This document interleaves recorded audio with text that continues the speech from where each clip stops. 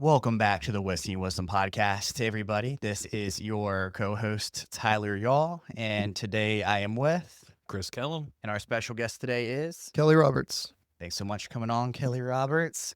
And as some of our listeners may know, every once in a while we will do a series that's called People Over Politics. This is going to be one of those episodes. So appreciate you coming on. But before we get too far into it, we're going to go to Chris real quick and talk about what we're sipping on today. So if you're watching the video version, you can see we have this Old Forester 1910. For those who don't know, there's a long storied history behind like the whole Old Forester and like their Whiskey Row series. I'm not getting into that today, but I am going to tell us a little bit about this version that we're sipping on.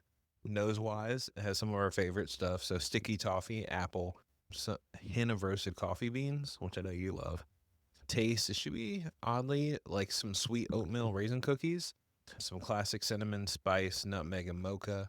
And it does have a slightly dry finish on there, which I think is pretty interesting. I think I'm excited because I haven't had Old Forester in so long, but I will say it's good stuff. Favorites. Yeah, this is solid. So, Old Forester, a classic. It's been around forever. A little bit different than you. You're new to the area, right? That was a great transition. Right. The king of segues over here. That was perfect. Yeah, I am new. I've been in Wilmington for about 5 years. Okay. Just like most people, I thought I'd come here for the beach. I lived downtown thinking I would leave downtown. I love it there, man. So I've been there for 5 years. Okay. And that's kind of how this whole thing started rolling.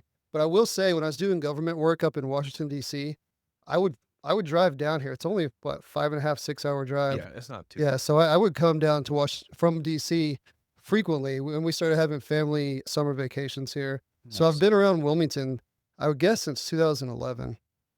Mhm. I like to see that. And the traffic was not that bad back then. No. I do remember that. Yes. I mean, I've been here my whole life. And I sound like that old dude. I'm like, the traffic back in my day. Like, I do understand that traffic does get worse when you add a lot more people to the area, but I know that there's ways to like fix that and get around that. I know that's something that you've looked into and Yeah. So I spoke when we had our candidate forum. I mentioned intelligent traffic systems. That is a little bit of an upgrade, and the state owns a lot of the lights here. However, they have approved that budget. All they need is somebody to push it forward. You guys have to wait till 2030 for anything to happen, unless you vote me in. Then we get that pushed in. Adaptive traffic systems is what you guys need. What it is, it adapts to the flow of traffic, and it's not that hard to understand. It stays green if there's a lot of cars.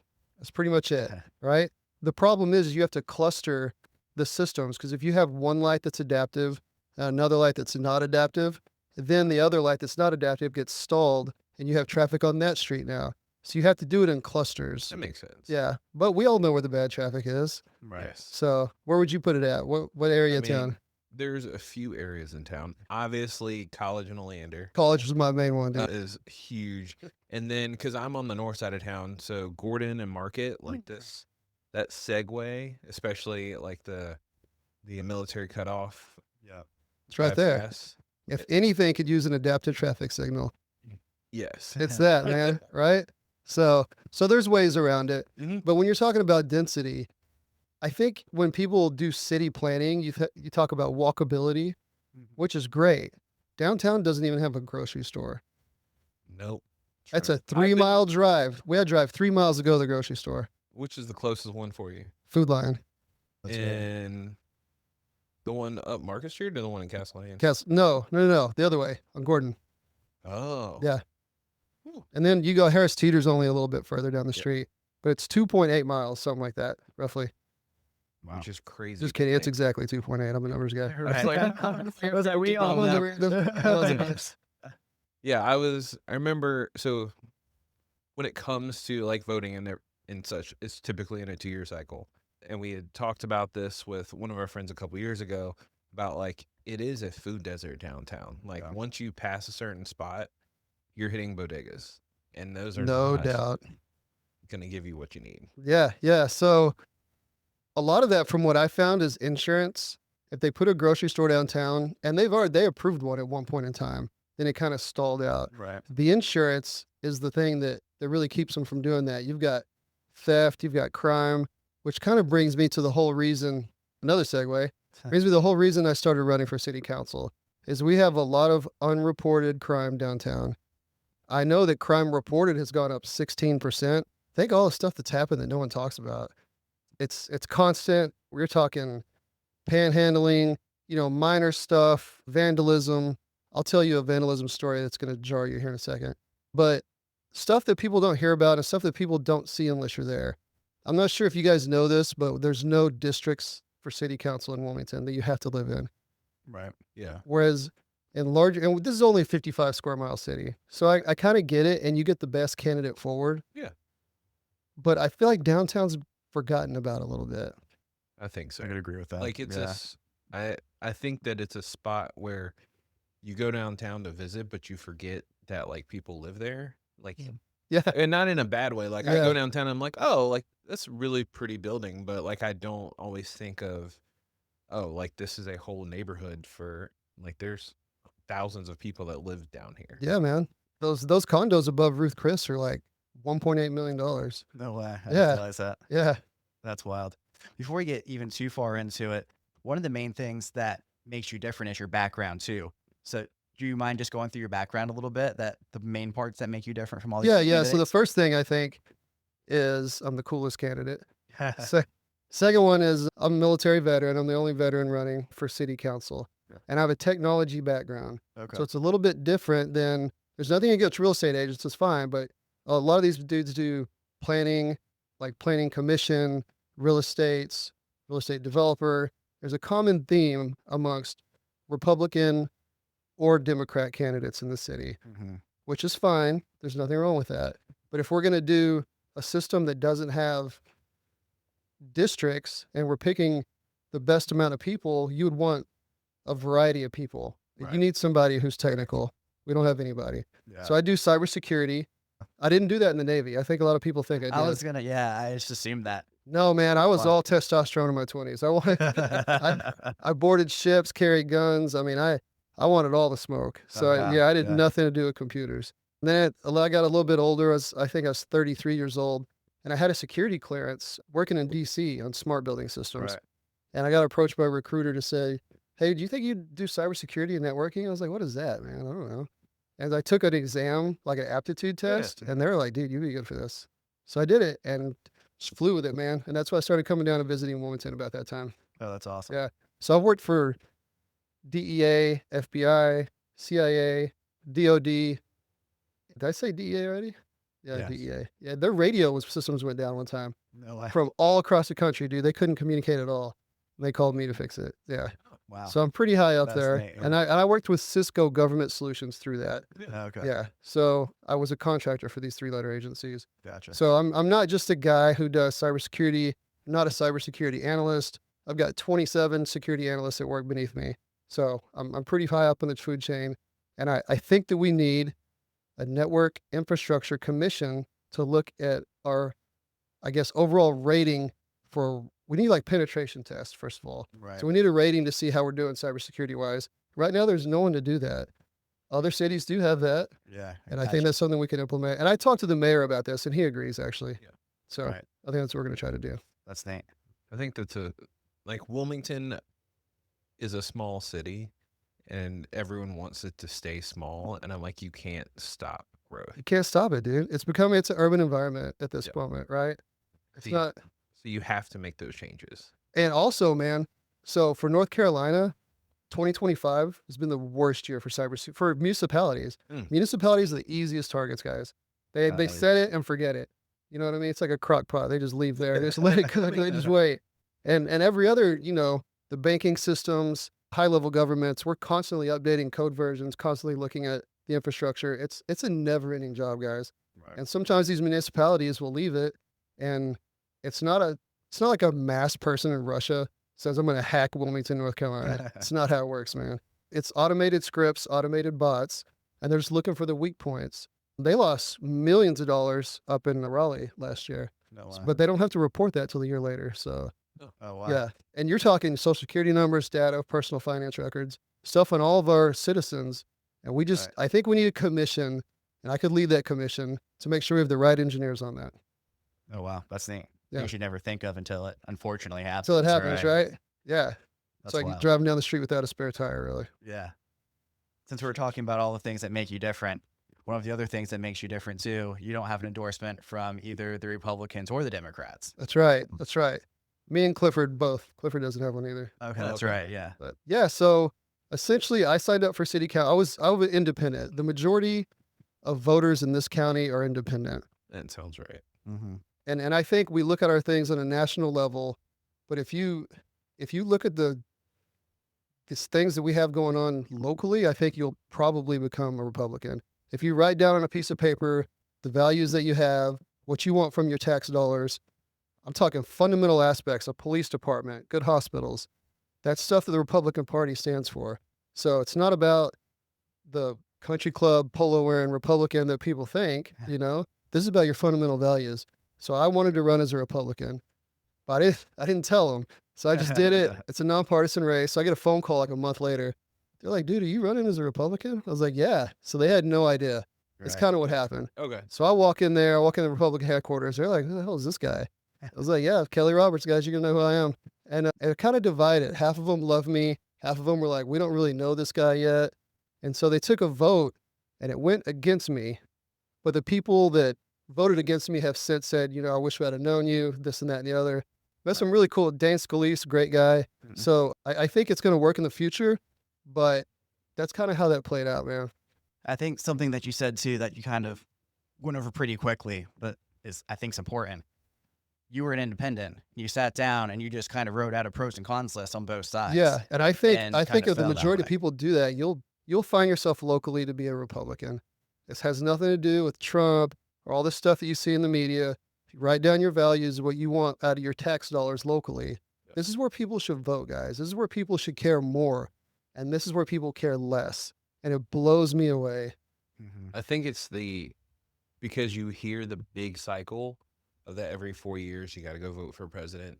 And your brain just like, oh, well, I don't only have to think every 4 years. But in reality, like I said, every 2 years, we add Really somebody every new. year if you're looking at it. Yeah, it's Yeah, so 'cause true. Your municipality ones are going to be on those off years where Yeah, you I'm like, really there's get always screwed. something going up. And because I noticed this last year, I was like, oh, wait, there's something else going on. Like me and my wife showed up to vote and she was like, have you looked at the list of people that we're voting for? And I'm like, yeah, I'm a horrible, like, Most people are, dude. I'm like, and that's the honest truth. Like, we Yeah. should all get better at knowing what the people, like, getting to know these people.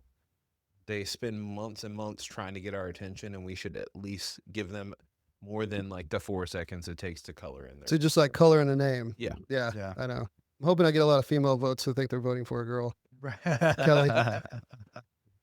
Well, since we're on that trajectory anyway, with what makes the national news versus what's actually important here, what are people actually voting for City Council of Wilmington? So, like we discussed before the podcast, like you're not voting on tariffs, obviously, Yeah. on this. Like, what are you voting for? Well, they can make minor laws within the city limits, such as the camping ban that passed. We could do what I would propose is some sort of loitering clause, things like that. But the majority of what your city council is going to do is approve or deny a budget. And these are your tax dollars that are going through, and they need to be spent on the proper things that you would want them spent on. Mhm. And in my mind, I guess the basic services that you would expect is going to be a police force, fire department, teachers, good schools, right? Stuff that a 12-year-old could tell you, right? Well, we've gotten away from those core values. We're spending on all kinds of other stuff, man. So many. I mean, you could name something. I'm sure we have a spending budget for it. I Right. saw something. It's a town north Oreo of us. cookie fund. Ooh. No, we're not for that. They were voting on, they had money set aside for a council retreat. And it was like a couple, right. like it was thousands of dollars to send the city council to To go. like get the councilmen to start liking one Of another. thousands of dollars. Yeah, like it was thousands of dollars Yeah. to send them to a retreat to get to know each other better. Really? And I'm like, thinking yeah, Outer that could Banks. be It was like- used. Did you guys hear? Well, yeah, I don't think you did because we went over who I am a little bit when Yeah. I walked in. But I spoke at the Power Breakfast, and I was the first one to talk about this. I was the first one to talk about the police pay and how low it is. Mm. Do you guys know anything about it? It's cool if you don't. I don't. All right, man. So basically, we pay the police force $10,000 to $12,000 less per year in Wilmington than they could make in Leland. Oh, wow. And a lot of the surrounding counties are like that as well. We are really bad. Like we're under market value for Yeah. North Carolina. They like to say it's a bidding war, but it's simply not. We're just under market value. So that's one of the things we talk about, the core values that you have. Yeah. That for the people that are independents, I get it. Locally, it's okay to be Republican locally because you need that police force. We're supposed to have 330 police officers according to the standard. We Right. budgeted for 280, I think. We have 204. We can't even get people to work for us. We got the money to pay them. They're like, "No, I'm out. I'm going. Yeah. I'm going to Leland. Because we're not paying Wow. enough. We're not paying enough. It's ridiculous. It's ridiculous." So that's why we have a downtown police task force. Sounds really cool. Guess how many officers are on that? 12. A few dozen. 4. Oh, You Sheesh. see where we're at, gentlemen? See where we're at?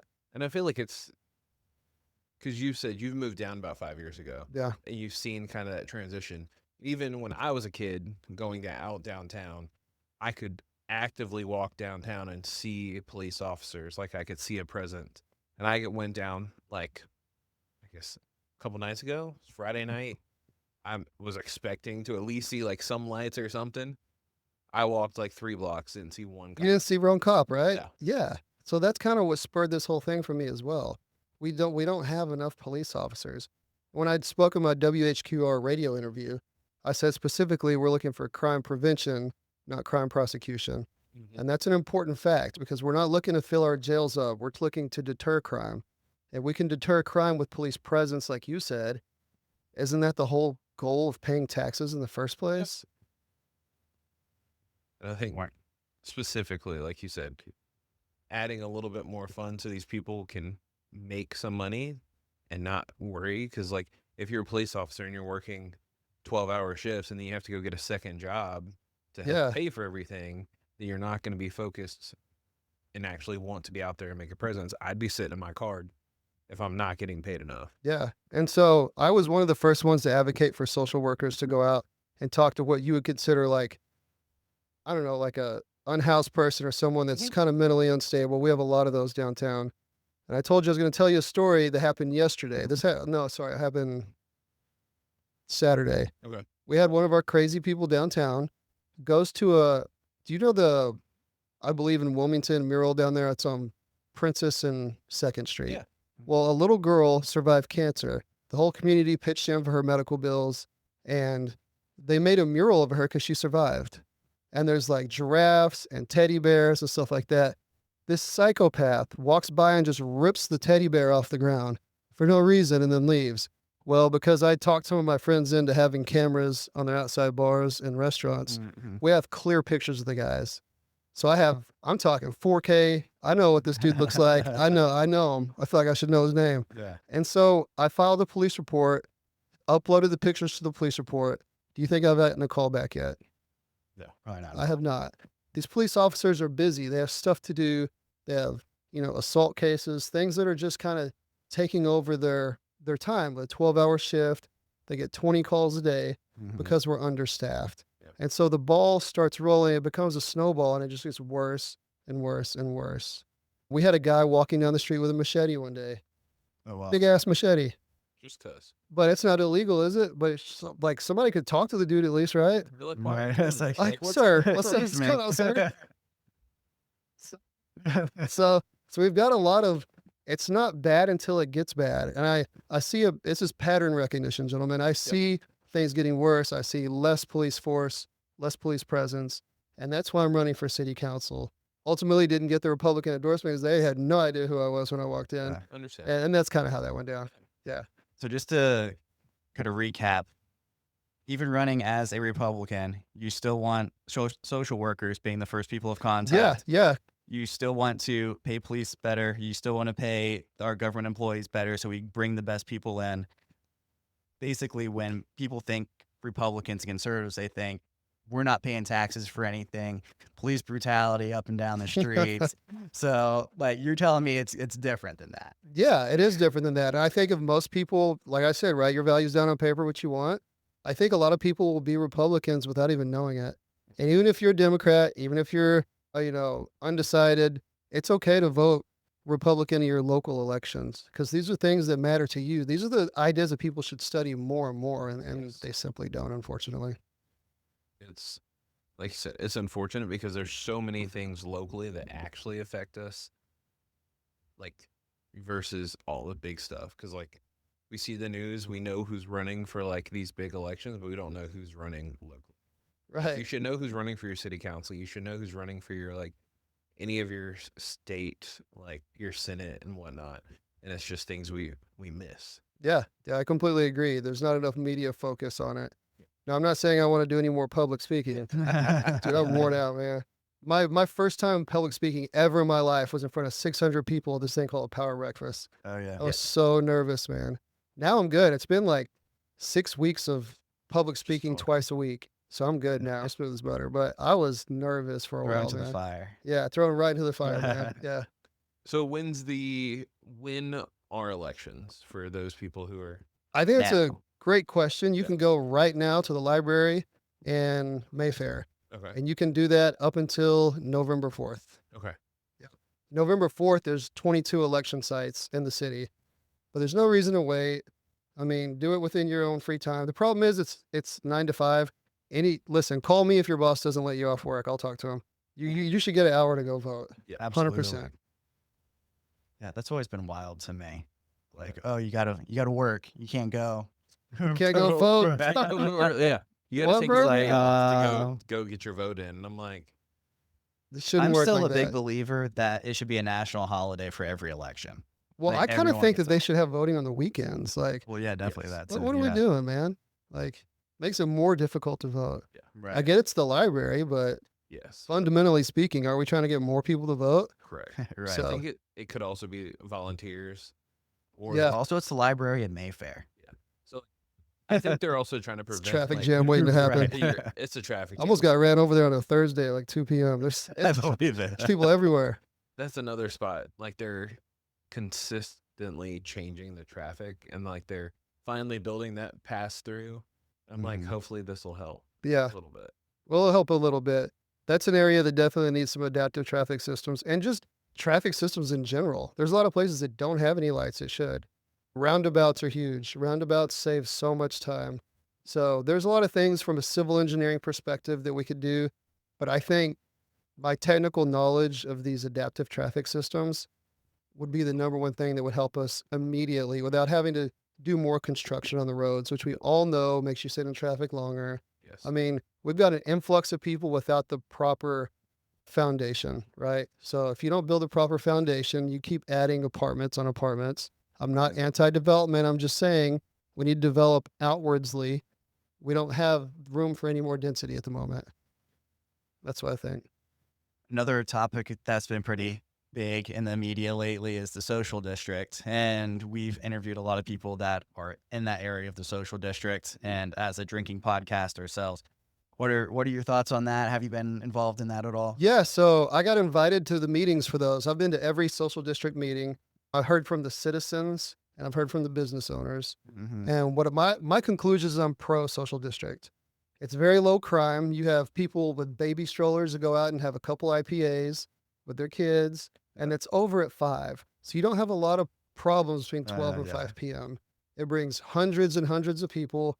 The biggest concern that I heard from the citizens is the parking. Mm. They can't park in front of their own home because hundreds of people have taken out the streets. Yeah, I Yeah. can see that. And so that was the main I mean, I'm talking up and down parking was the main thing I heard of. No one ever talked about crime. No one ever talked about noise complaints. That was the number one thing that I heard from the citizens. Yeah. See, and Is there a solution for that? They come up with several solutions. They were talking about busing people in from the parking garage. Okay. Yeah, so they're working on it. But Awesome. there Okay. something has to be done. Have you been to that area? You're parking in front of someone's house. Like Right, there's not yeah. a lot of parking there. And that was before the social district. Yeah, that's the point. Yes. But even places that don't sell alcohol are really benefiting from this. You got an ice cream. So I think it's Kilwin's Ice Cream over there also. Or no, it's Or it's Blotti's. Boom Blotti's. Boom Blotti's Yeah. over there. You've got the pizza shop. They don't sell alcohol. You've got teenage kids. And if you follow my campaign at all, I want teenage kids. I have a 20-year-old daughter. She's gonna be 21 pretty soon. So I want her to be able to drink safely.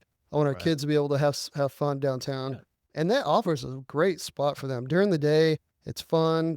Everybody's making more money. It's an all-around thumbs up for me. I like it. I mean, my thought on parking, and I'm not running for anything, is if it wasn't specifically to just 2 weekends or like 1 weekend, it would spread it out and people would show up, be a little bit more balanced. Man, I thought about that too. I thought about that. Because like If it every wasn't time, such a concert type event, Mhm. yeah, yeah. because anytime there's a festival downtown, or like, because it's usually like the first weekend or last weekend, traffic is horrible. Right. Parking is horrible. Even the concerts at Live Oak. God, yes. So like if you spread it out and you give them a consistent option, then they're gonna be like, oh well, I don't have to go on the Yeah, it first doesn't and feel like a second, or novelty. second and third. Like I can show up. Yeah, I think they're asking for more Saturdays. I would They are. love that. I think it starts in February, if I'm not mistaken. Oh, cool, cool, Okay. cool. Yeah. But pro social sense. district. Thank you. Love to hear that. I'm pro this whiskey. That's great. Yeah, you do a good job. Thanks, Chris. You know, one of the first times I had this one was at Rebellion. Oh yeah. Have you been there yet? Man, my sign's all over the place. So, Rebellion was one of the first people that they really got behind me and made me feel like I could do this. They put my name in the window. The owners are ex-Navy. They're very Mhm. supportive. They understand that we have minor crime problems in downtown. We understand that businesses are down 30% in downtown, and Oh wow.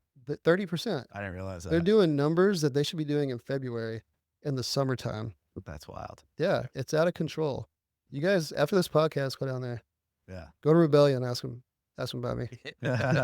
See, I go to Rebellion every now and then because I hate trying to park anywhere. I'm one of those people, if I do 2 laps and there's not a parking space, I'm going home. Hit the gas real hard. Yeah, I'm like, we're gone. But so we go to the Commodore all the time because it's a little bit closer to the house. Love Commodore. Shout out. All of them have, if you don't know, Commodore, Rebellion, Fox's Hole in the Wall, all same owner, different menus. It's wonderful. Yeah. What's your favorite dish at Commodore? Mine's the meatballs. See, I had the meatball. Yes. I'm a person, like, if I'm getting a meatball, like, I expect, my brain says there should be, like, noodles or something with it. Yeah, I So got it's hard for me to just eat meatballs. But their mid-rats, Yep. like, just a tray of fries with just sauce and lettuce and good. some, It does sound good. oh, it's so Did you ever eat delicious. mid-rats when you were in the military? No. So that's a thing in the Navy. We'd be on watch overnight. Not everybody, but the people that were in Combat Central always had a 24-hour watch. So I was in Combat Central. If you have the 2 a.m. to 5 a.m. watch, they give you a food called mid-rations. It's the middle of the night, and it's called mid-rats. That's where that's from. That's what I That's assumed the awesome. name came from. I don't think they were as good as what they have at Commodore then. Commodore's better than the Navy, I assure you. I assure you. So we've talked about a few points. Is there any other like main talking points that you're like, I know you're newer here, so you've seen a lot of the growth that we've had. And is there anything that you think that you'd have a good point on being in the city council and something that you could help with? Yeah, I think, well, just the traffic, paying our police force, how it's gotten here is perplexing. It's absolutely perplexing that we've gotten to this point with our police pay, right? Our first responders need to get paid a little bit more. We need to make sure we're taking care. Here's something we haven't talked about. Our veterans in the mental health capacity. We have 27 social programs. That brings people from different counties all the way down to Myrtle Beach. We are kind of a hub for mental health, substance abuse. You guys had a big problem with the opioid crisis about 10 years ago. That's kind of what spurred this. And so now we are a wonderful city for people to help themselves. What we need to do is make sure that we're prioritizing locals, make sure we're prioritizing veterans with PTSD. I see a lot of people that live underneath my building that they're not going to get it together, bro. It doesn't matter what happens, doesn't matter what goes on in their life. They are smoked. So they're going to need help. They need mental help. They're not causing problems. They're not causing crime. There's something wrong with these people. And I don't know how this one individual has been at the bottom of my building for 3 or 4 months. So no one's reached out to help him. And if they do, here's just something that people don't realize. They always have the point to refuse service. These are all volunteer programs. So these guys could go into these rehab centers or they could go into mental health for 8 weeks and then leave. So I don't know exactly that we should make them stay there. I'm not saying that. But I think that we need to prioritize our local people, and I do want to see veterans being prioritized. I don't want to see any homeless veterans. I don't. Right. I agree with Something that. very near and dear to I've me. always wondered about that too, because Wilmington, you're right, does have a lot of really good programs that are out there. Is it the city that's not kind of connecting these dots to help people get it, or is it primarily what you were saying there too, people just refusing the care? Yeah, well, I Or think all it's a little bit of both. I Yeah. think it's a little bit of some people stay in there for years and years and years, and some people stay in there for 2 weeks. And we don't have someone putting that together. This is funded from a state level, it's funded from a city level, and then it's also funded from a private level. Okay, so we don't have someone kind of looking over that umbrella. The only agency in the federal government that doesn't have to tell you what they're doing with their budget is the CIA. We're treating these guys like the CIA. Like they're getting their money, and we're just like, all right, like we don't know. So we need someone overseeing the funding for these programs. I don't think that should be a city official. I think that should be someone probably in the private sector who knows what's going on with this. But we need someone overseeing the entire budget and looking at the return on investment and making sure we're helping people, guys. Like we care about people, right? That's what we're here to do. And I just either we have too many people or our programs need more funding or something. I don't know. But Yeah. we are overloaded. We've got between 800 and 1,000 homeless people in this city.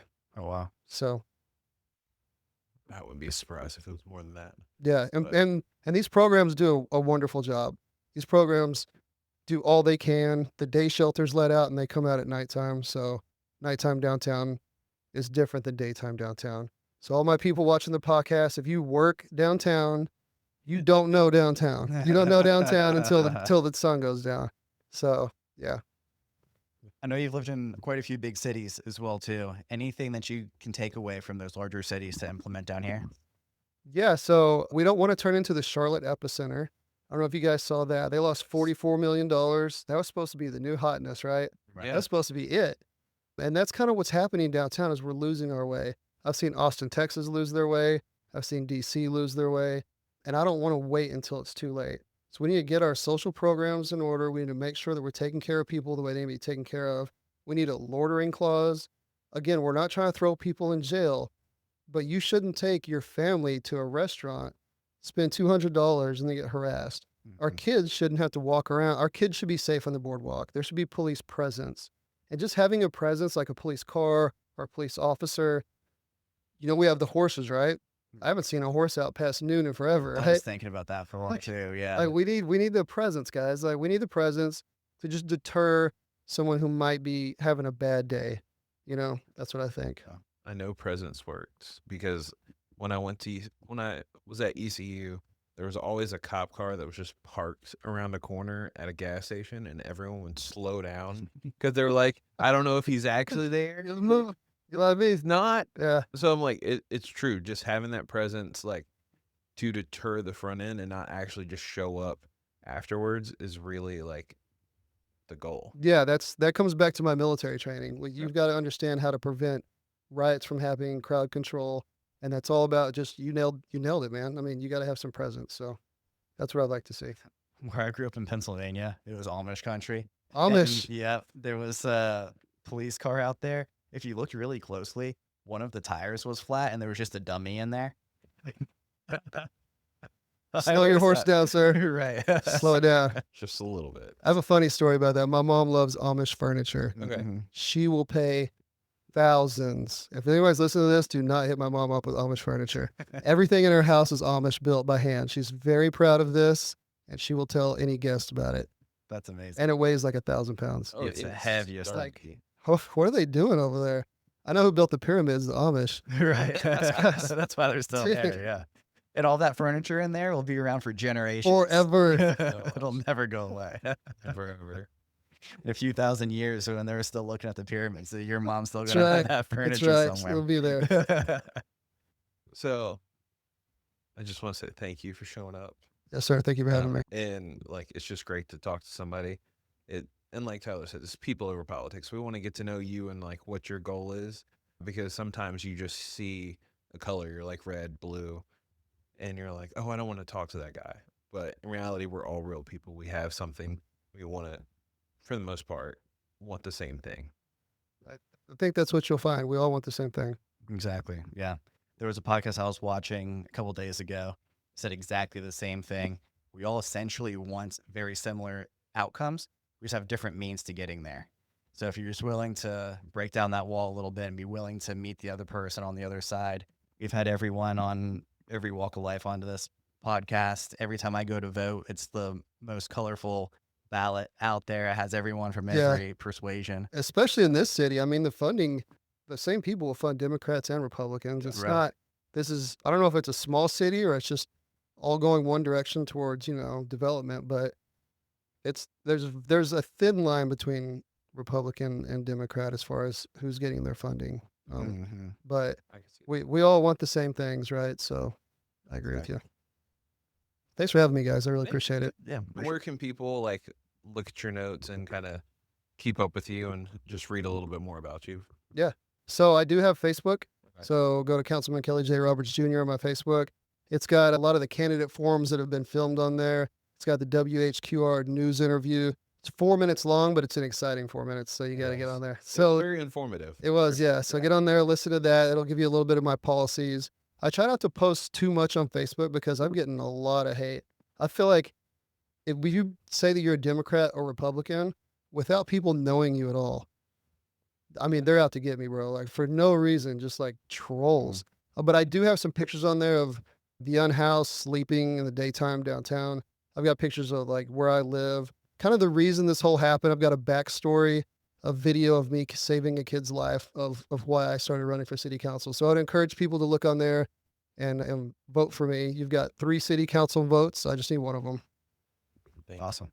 Appreciate it. Thank you so Thanks. much for coming on, Yes, sir. all your time, and make sure do your research, go out there and vote. Catch you in the Thank next one. Cheers. Cheers.